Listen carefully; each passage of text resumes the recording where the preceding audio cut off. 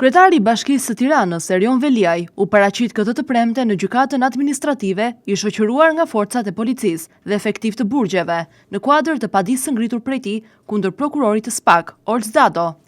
Seanca, e cila tërhoqi vëmendje të gjerë publike dhe mediatike, u shtypur në datën 19 qershor, në orën 14. Në sallën e gjyqit ishin të pranishëm edhe aktorët Robert Ndrenika dhe Gaz Paja, të cilën ndoqën nga afër zhvillimet e procesit. Në një fjalim të gjatë dhe me tone të forta politike juridike, Veliaj deklaroi se prej më shumë se 2 vitesh është përballur me atë që e quajti sulm frontal, disproporcional dhe të pandalshëm politik, mediatik dhe juridik, i cili sipas tij kulmoi me heqjen e lirisë personale dhe pamundësimin e ushtrimit të mandatit të kryebashkiakut. Në thelb të padisë së tij qëndron kërkesa për shpalljen e të pavlefshme të emërimit të Olc Dado si prokuror në vitin 2008. Sipas pretendimeve të Veliajt, emërimi i Dados nga noter në prokuror është bërë në kundërshtim me ligjin, pasi në momentin e dekretimit nga presidenti